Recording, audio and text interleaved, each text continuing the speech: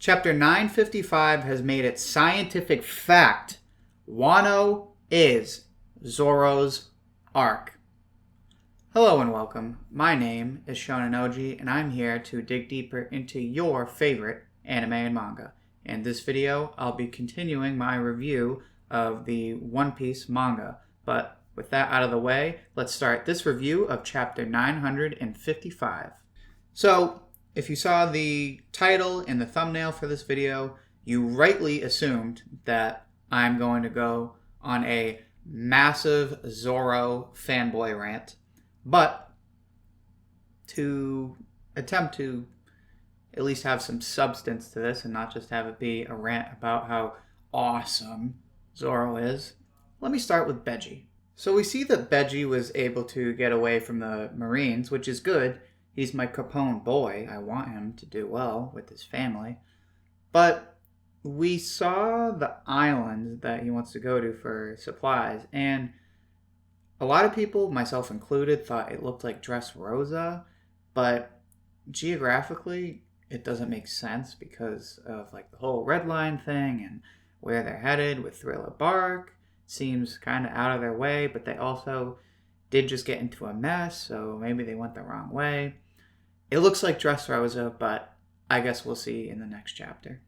And now that we got that out of the way, I can start my Zoro rant. Oh my God. Was it a glorious day to be a Zoro fanboy? I was half right with my earlier prediction on Twitter. I said Zoro is going to be trading Shusui for one of these Wano blades. There's 1,000 of them. He's got to be getting one of them. And he got Enma. Now, we also saw Momonosuke kind of, sort of get that Ame no Habakiri. He didn't accept it, but it's pretty much going to him. Like, nobody else really seems like they want it right now. Or at least it doesn't seem like it's going to anybody else.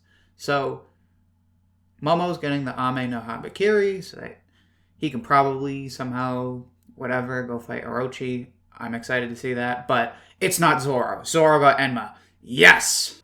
I should also point out that there were a lot of similar... There's a lot to compare with the scene with Zoro getting Enma to way back when Zoro was in Logtown and he got the Sandai Kitetsu. And while it was like subtle with the Sandai Kitetsu and the like little test that Zoro gave it, it was very in your face with this scene that Enma has some sort of will of its own. Now, I'll be honest, when I read it, I was almost confused because I thought the sword was like talking somehow, but I'm pretty sure Zoro was like just fighting to get his arm back. But that whole scene with him cutting the cliff was just so insane because the sword is just so freaking cool, and the fact that it like hockeyed up his arm just by grabbing it, and the fact that the only reason that it didn't just eat him is because he's Zoro, and if you're Zoro, you automatically just win.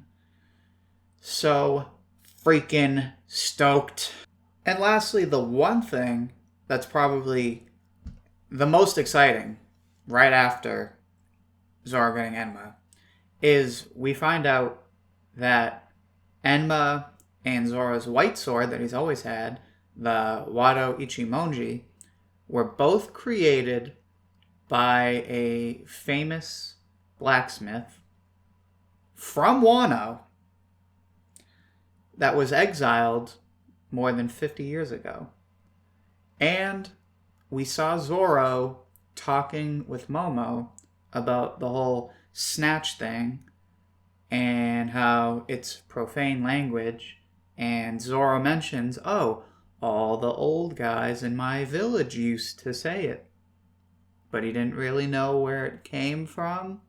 Okay, so if you can't pick up my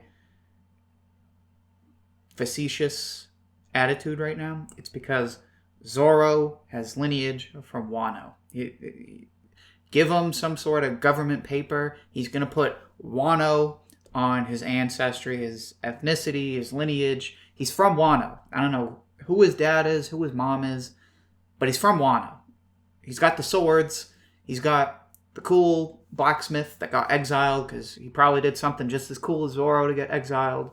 And apparently he had cool samurai in his village that were saying bad stuff. Bad.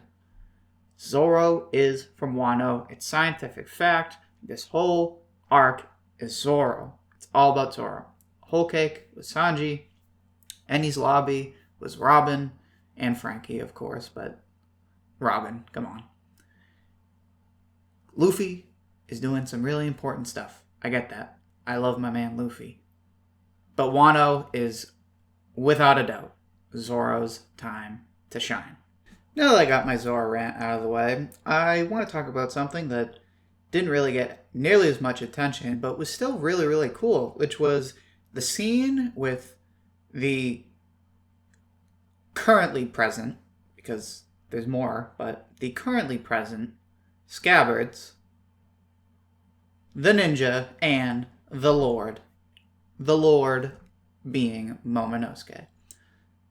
This shot of them walking out of the woods and across the wasteland with the factories in the back and their shadows cast on the land was so freaking cool. It was almost like a scene out of a Western movie, which is what most of us would be more familiar with because Westerns, although to be fair, Westerns and samurai movies at times can have similar vibes, especially when it's something like a Ronin where he's on his own. But this had like a Western vibe.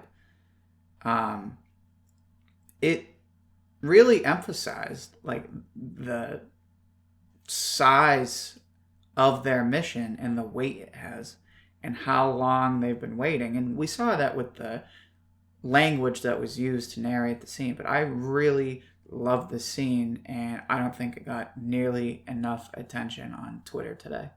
Also, we see that Luffy's training finally comes to an end, or at least what seems like an end. And I mean, it seems like he's coming along. I mean, we only got sneak peeks at it, but he's been training with Hyogoro, with this Ryuo. I hope I didn't butcher that. And it seems like Zoro is going to have the ability to utilize this Ryuo now. So this battle is not only going to be epic in scale, but it's going to be epic in the sense that at least Luffy and Zoro are going to get some pretty substantial power boosts with this Ryuo ability. So it'll be interesting to see how their fights develop, because if this ability is as dramatically powerful as it's been hyped up to be, the fights could be drastically different. Not different in that it's like they're completely different series. No. Different in that, almost like the Katakuri fight, where it just changes things up and we see what happens and we're like, so I'm really excited just based off of what we saw with Luffy and now with Zoro getting the Enma. And then before I close this review, I have to talk about the last page. Namely, Orochi has a little rat working for him. Now, before I talk about it specifically, let me just say, so he knows that Hiyori is alive, which, clap, clap, clap. You figured out that Hiyori's alive. She was only hanging out with you for what, 20 years? Took you long enough. You can have that one. Then he figured out that the port of the raid has been changed. Which, clap, clap, clap. Like, again, like, the whole thing that people were saying was how stupid it was that anyone in Wano would just be like, oh, yeah, no, that's the port. Yeah, no. Yeah, totally get it.